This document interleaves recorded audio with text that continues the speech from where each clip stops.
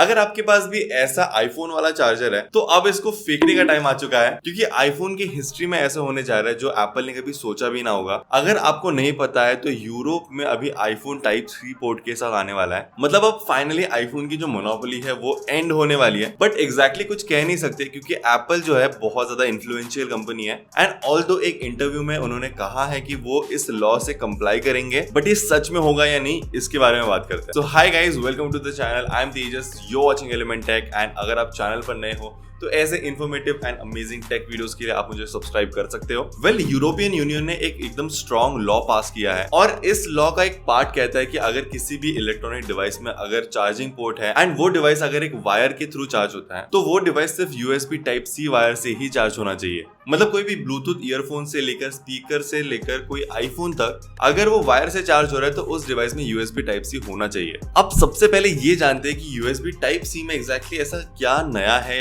या फिर ऐसा एग्जैक्टली क्या है जिसकी वजह से यूएसबी टाइप सी को इतनी ज्यादा इंपॉर्टेंस दी जा रही है।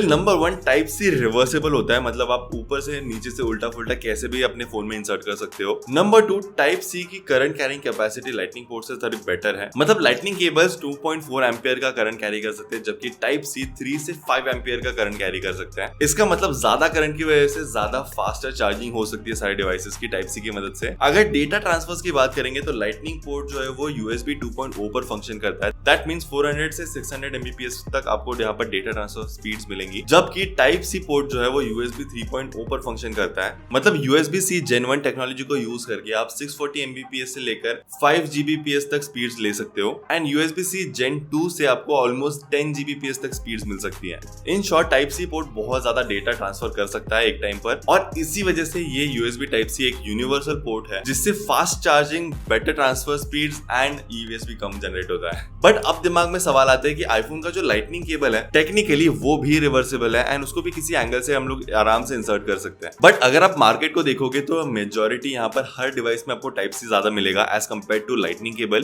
क्योंकि एप्पल की ये लाइटनिंग केबल सिर्फ एप्पल के प्रोडक्ट्स में मिलती है, और वो भी ये लाइटनिंग केबल सिर्फ आईफोन्स के लिए काम करती है और कुछ एयरपॉड्स के लिए। बाकी सारे मैकबुक, आईपैड, ये सारे एप्पल डिवाइसेस भी टाइप सी से चार्ज होते हैं। ये काफी स्मार्ट रेवेन्यू मॉडल है एप्पल की तरफ से, बिकॉज अगर आप आईफोन ले रहे हो तो आपको ना चाहते हुए भी ये लाइटनिंग केबल खरीदनी पड़ेगी। एंड यही मेन रीजन है यूरोपियन लॉ का, क्योंकि यहाँ पर ई वेस्ट ज्यादा जनरेट होता है एंड एवरी यूजर को काफी सारे चार्जर्स कैरी करने पड़ते हैं उसको अलग अलग डिवाइसेस चार्ज करने के लिए। इस यूरोपियन लॉ का यही एम है, number 1 to reduce e waste and number 2 की एक ही चार्जर से अपने सारे डिवाइसेस चार्ज होने चाहिए। And that's why type C एक यूनिवर्सल पोर्ट बन जाता है जिससे फास्ट डेटा ट्रांसफर पॉसिबल है एंड इवन बैटरीज जो है वो एकदम फास्ट चार्ज होती है। प्लस कैसे भी कहीं से भी घुस जाता है तो एकदम कन्वीनियंस काफी ज्यादा है उसमें। बेसिकली पानी जैसा है जो सबके साथ घुल मिल जाता है। ऑलमोस्ट सारे लेटेस्ट आईफोन्स में आपको लाइटनिंग केबल ही मिलेगी। दैट मींस आपको और 3 से 4 साल तक ये लाइटनिंग केबल यूज करनी ही पड़ेगी जब तक आप नए आईफोन में अपग्रेड नहीं करते। पर क्या इसका मतलब ये है कि आईफोन 15 में हमें टाइप सी पोर्ट देखने मिलेगा? डेफिनेटली नहीं, क्योंकि ये जो नया लॉ है वो 2024 के एंड से अप्लाई होने वाला है। दैट मींस 2025 में आने वाला iPhone definitely type C cable के साथ आएगा। मतलब अगर हम थोड़ी बहुत कैलकुलेशन कर ले तो आईफोन 17 के साथ हमें टाइप सी केबल देखने मिल सकता है। बट फिर से ये क्वेश्चन अराइज होता है कि अगर आईफोन 17 में टाइप सी केबल आएगा, क्या ये type C cable globally launch करेंगे या सिर्फ यूरोपियन कंट्रीज में? क्योंकि देखा जाए तो इंडियन गवर्नमेंट ने तो ऐसा कोई लॉ पास नहीं किया है एंड वर्ल्ड की मेजॉरिटी बहुत सारे कंट्रीज ने भी ये लॉ कंसिडर नहीं किया अब तक। तो देखा जाए तो और 2 साल है सारे कंट्रीज को ये लॉ अप्लाई करने के लिए, ताकि आईफोन सारे कंट्रीज में टाइप सी के साथ लॉन्च करे।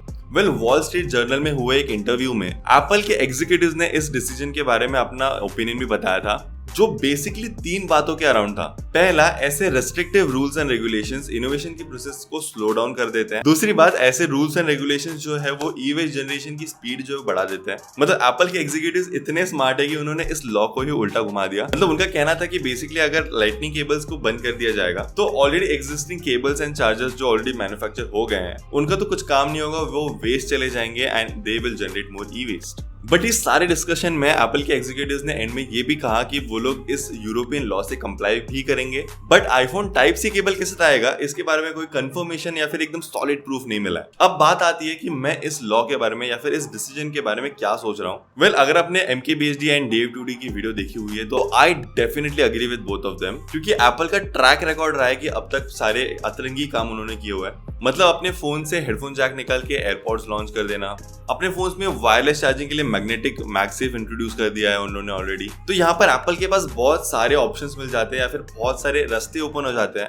इस यूरोपियन लॉ को अवॉइड करने के। यहाँ पर डेफिनेटली एप्पल के पास एक बहुत अच्छा चांस है अपने सारे आईफोन से चार्जिंग पोर्ट गायब कर देने का। मतलब rather than giving a type C port to all the iPhones, Apple सारे आईफोन से अपना चार्जिंग पोर्ट ही हटा देगा एंड अपनी मैगसेफ टेक्नोलॉजी को थोड़ा सा और ज्यादा अच्छे से इंप्रूव करके, क्या पता एप्पल 2025 में बॉक्स के अंदर ही आपको मैगसेफ चार्जर के साथ फोन मिले। और ये होने की पूरी पॉसिबिलिटी है क्योंकि एप्पल अपने इस रेवेन्यू मॉडल को बंद नहीं कर सकता है, क्योंकि majority of apples revenue comes from these services या जो एक्स्ट्रा परचेसेस होते हैं जो लोगों को करने पड़ते हैं अपने आईफोन्स को चलाने के लिए। तो मेरे हिसाब से एक पोर्टलेस मैगसेफ चार्जिंग आईफोन एक बहुत ही ज्यादा स्ट्रॉन्ग पॉसिबिलिटी है। वेल, ये जो लाइटनिंग पोर्ट है वो फर्स्ट टाइम इंट्रोड्यूस हुआ था आईफोन 5 के साथ। उसके पहले सारे आईफोन्स में बड़ा 30 पिन वाला एक चार्जर आता था, बट लाइटनिंग पोर्ट इंट्रोड्यूस होने के बाद एकदम रिवोल्यूशनरी चेंज आ गया क्योंकि इसको आप कैसे भी इंसर्ट कर सकते थे, बट 30 पिन वाले पोर्ट को आपको एकदम एक्यूरेटली ही घुसाना पड़ता था। प्लस यहाँ पर data transfer and charging speed भी एकदम फास्ट हो गई थी। लाइटनिंग केबल इंट्रोड्यूस होने के साथ ही एप्पल ने एकदम स्मार्ट गेम खेला है। लाइटनिंग पोर्ट के साथ एप्पल ने MFI प्रोग्राम स्टार्ट किया, that means made for iPhones program, जिसमें अगर कोई भी कंपनी आईफोन्स के लिए कोई एक्सेसरी बना रही है